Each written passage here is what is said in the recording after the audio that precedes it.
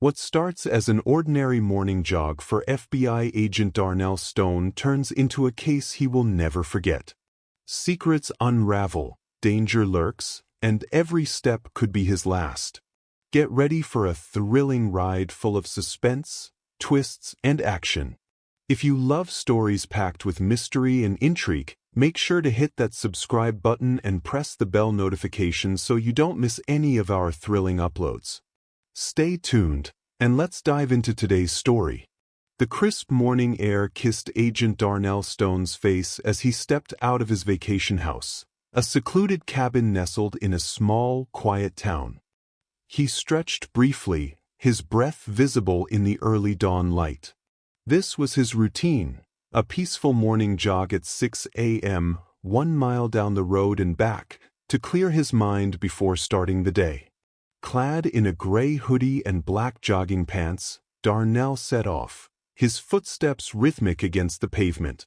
Halfway through his route, Darnell noticed a police cruiser creeping behind him. He glanced over his shoulder but dismissed it. Small towns were known for their curious residents, and it wasn't the first time he'd drawn attention as an unfamiliar face. He picked up his pace, focusing on the steady cadence of his breathing. Suddenly, the cruiser's siren chirped, startling him. The car pulled up alongside him, and 2 officers jumped out, their hands resting on their holsters.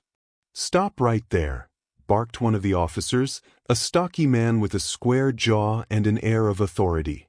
Darnell halted, confusion flickering across his face. "Morning, officers," he said, his tone calm but cautious. "What are you doing out here?" the other officer, a younger man with sharp eyes, demanded. "Jogging," Darnell replied, gesturing to his running gear. The stocky officer's eyes narrowed. "We got a call about a break-in at that house up the road," he said, nodding toward Darnell's vacation house. "You match the description of the suspect?" Darnell's brow furrowed. "That's my house. I haven't broken into anything." "Oh, really?" The younger officer's voice dripped with skepticism. "And I suppose you're running away from the scene of the crime for exercise?" Before Darnell could respond, the stocky officer grabbed his arm. "Turn around, hands behind your back." Darnell's patience waned, but he complied. "Officers, you're making a mistake. I can prove who I am." "Save it," the younger officer snapped, cuffing him roughly. "Let's see what the station has to say." The ride to the station was tense. Darnell sat silently, his jaw tight as the officers traded smug glances.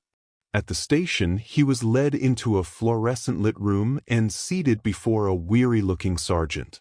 "Who do we have here?" the sergeant asked, glancing at Darnell with mild curiosity. The younger officer puffed out his chest.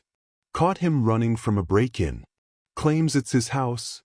The sergeant frowned and turned to Darnell. "Name?" "Special Agent Darnell Stone. FBI." The room went silent. The sergeant's eyes widened, and the younger officer's smug expression vanished. The stocky officer's face turned pale. "FBI?" the sergeant stammered.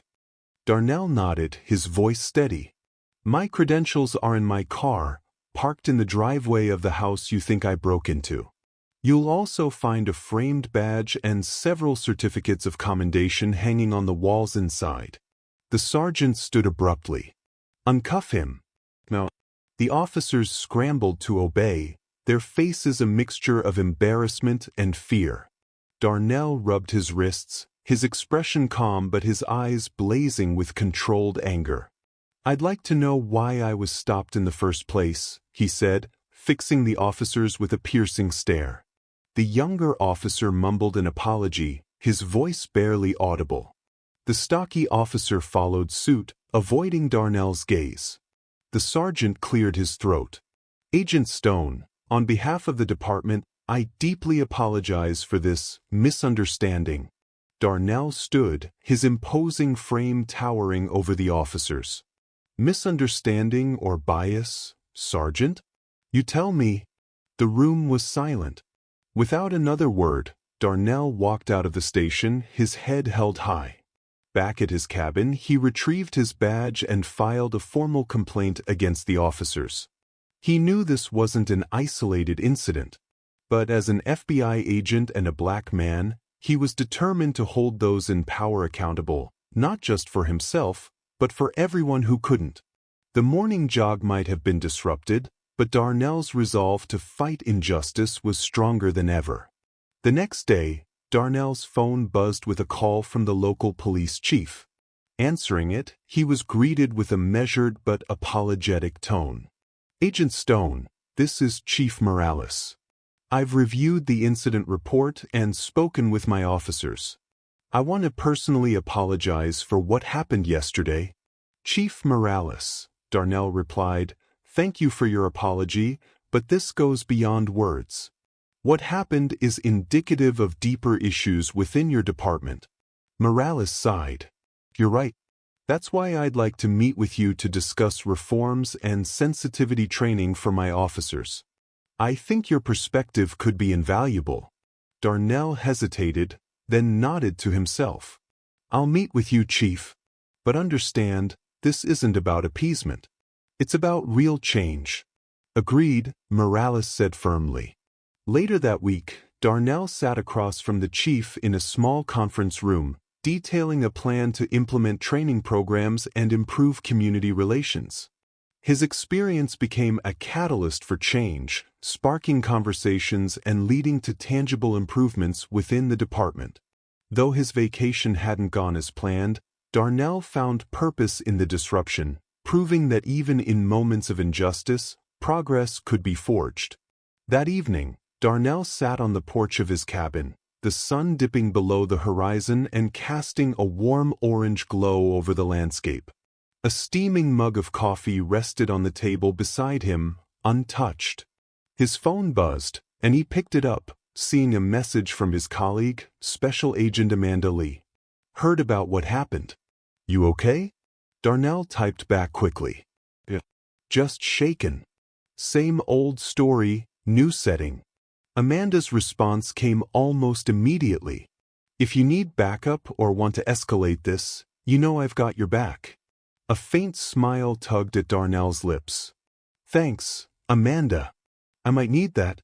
The conversation stirred a memory. Years ago, as a rookie agent, Darnell had been assigned to a case involving police corruption. It had been a grueling investigation, but it had also solidified his belief in justice and accountability. He realized now that his position gave him the unique opportunity to bridge the gap between law enforcement and the communities they served. He leaned back, staring at the darkening sky. Tomorrow he would call the local police chief, not just to ensure the incident didn't get swept under the rug, but to propose actionable steps: diversity training, regular bias audits, and community engagement initiatives. If the town was going to change, it needed a push in the right direction. For now, though, Darnell allowed himself a moment of peace. The world wasn't going to change overnight, but he'd take the first step, just as he did every morning on his jogs. This time, though, he wasn't running for exercise. He was running toward a better future.